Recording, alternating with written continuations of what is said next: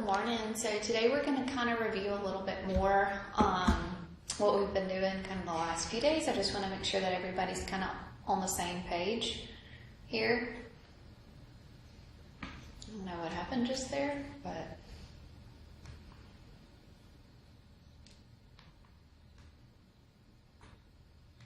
okay. My camera's going crazy. Sorry. Okay. So,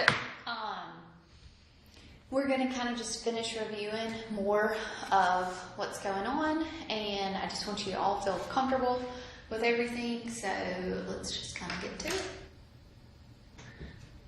We're going to do a little bit of word problems today.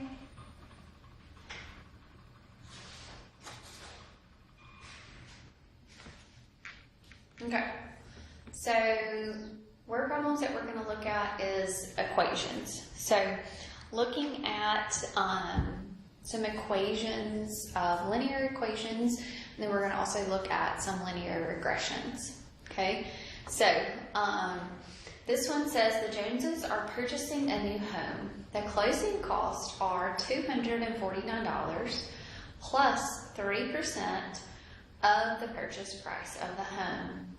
Write an equation that represents the total closing cost. So what I want to see is an equation that is representative of what we're going to pay at closing. So if you purchase a house, you'll pay for the house, and then you also have some closing costs, so what it costs to actually get your mortgage and your loans and all that stuff. So there are some additional fees on top of paying just purchasing for a house. So what's happening here is the closing costs are constant, right? $249, no matter what happens. Plus 3%, so that is a percentage. So remember, we change percents always to decimals whenever we use them. Okay, of the purchase price of the home. So X, I'm going to let X represent the house price.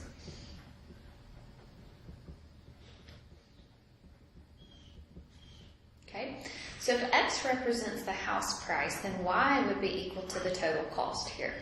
Okay, so that means that no matter what, the closing cost is $249. So no matter what my purchase price, there is that fee right there of $249. Okay. But 3% times the purchase price of the house. So that's going to be 3% times the house price plus the initial cost of $249. So no matter what, it's $249. Okay, so there's my equation to be able to find what the closing costs are. So Y is going to be represented by your closing cost.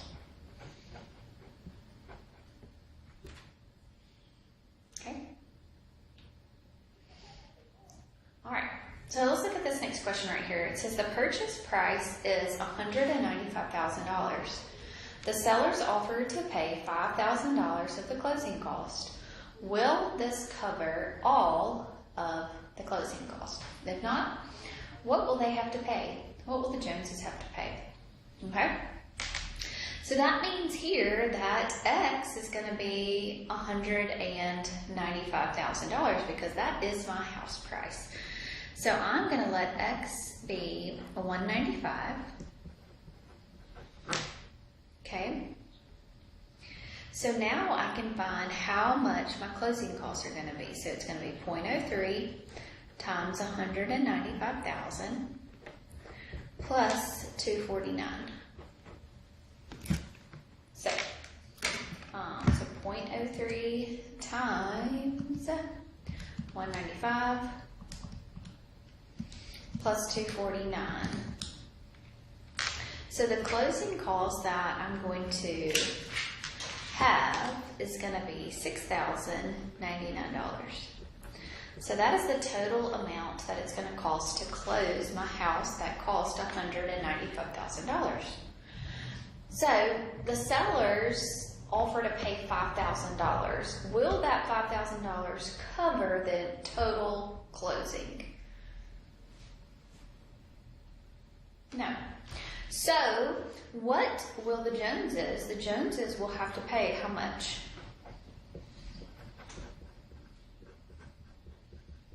So 5,000, so 6,099 minus a 5,000.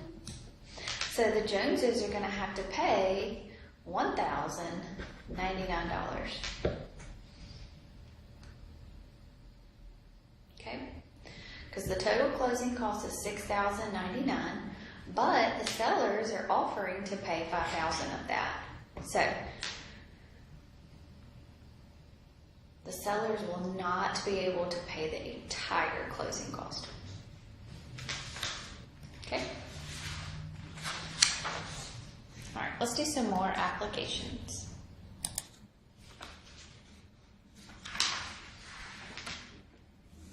Okay, so let's look here. So Katie has a collection of quarters and nickels. Write an equation to represent the total value of the coins. So y'all look at this one and try to do this one by yourself. So take a minute and try to get this one. Pause the video and try to see if you can do this one on your own. Okay, so we have two different coins. We have quarters and we have nickels. Okay, so let's let X represent our quarters.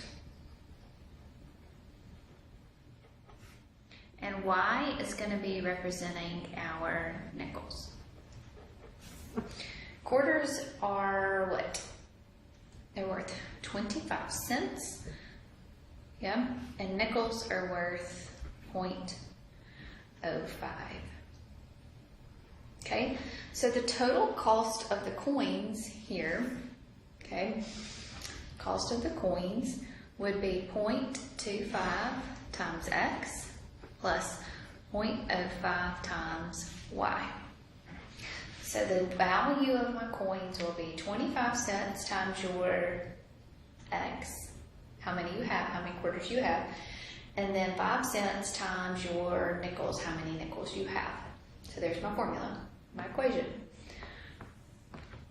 Okay, so now let's look at this question here. If the total value is $5.50 and Katie has 17 quarters, how many nickels does she have? So y'all try to do this one for me. So pause it and try to do this one. Okay, so Katie has 17, so my X here is going to be 17. My C, my total cost of all of my coins there is $5.50. Okay, so this is going to be $5.50 is equal to 0.25 times 17 plus 0.05 times Y. Okay, so 0.25 times 17 is going to be $4.25. So I have $4.25 worth of quarters. Okay, subtract that from 550. So that is going to be $1.25 worth of nickels, pretty much. So then divide both sides by 0.05.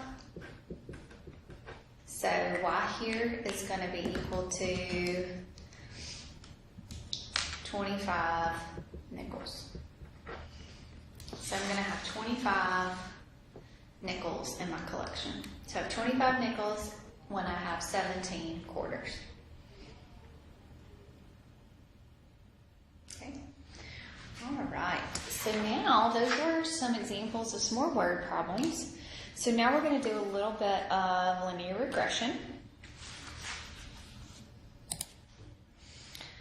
Okay, so linear regression is just used for predicting the future. Okay, linear is where your data represents around a straight line. Okay, so we do a little bit of linear regression in this class just to do a little bit of a refresher for you. But we use our calculator to predict this because it is a predictive measure. So right here, the table represents the number of people and suitcases on 8 airplanes. Find the regression equation. Okay, so on my calculator, So on my calculator, I am going to go turn it on first, and then I'm going to go to that stat right there. And it hits that. You can't see here. And then you will click on edit there, and you are going to put these values in this table. You may need to delete. So see how I'm deleting those out? Need to delete. Let's just go ahead and get those out of there. Okay, so let's go ahead and put our P values in. So this is how many people. So P represents the people on the airplane.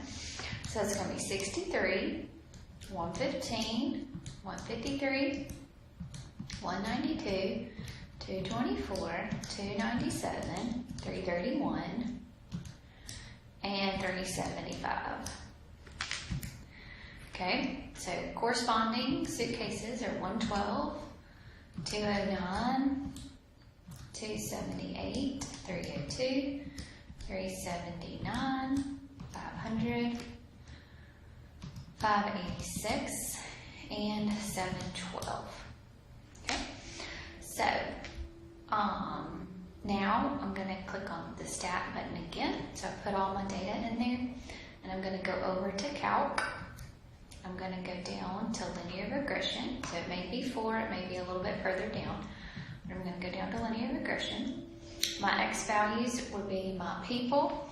My Y values would be my suitcases. So I'm good with that. So now I am going to calculate.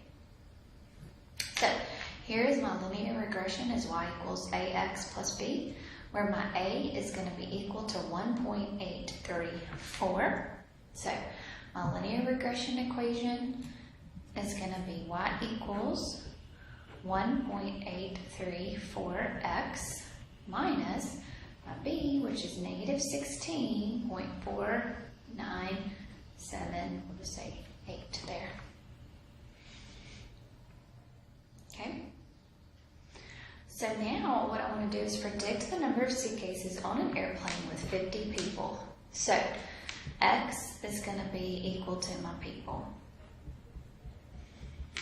Okay, so if I wanted to predict this, so I'll say 1.834 times 500 minus 16.4978. So 1.834 times 500 minus 16.4978. So that's what, 900.5022. Okay, so roughly what, 900 suitcases? Or what, 901?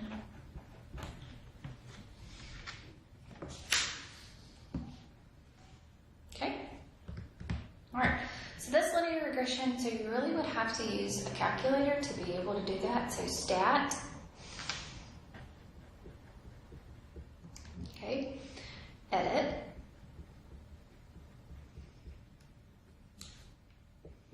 enter data. Okay, then to calculate it, you'll say do stat, over to calc,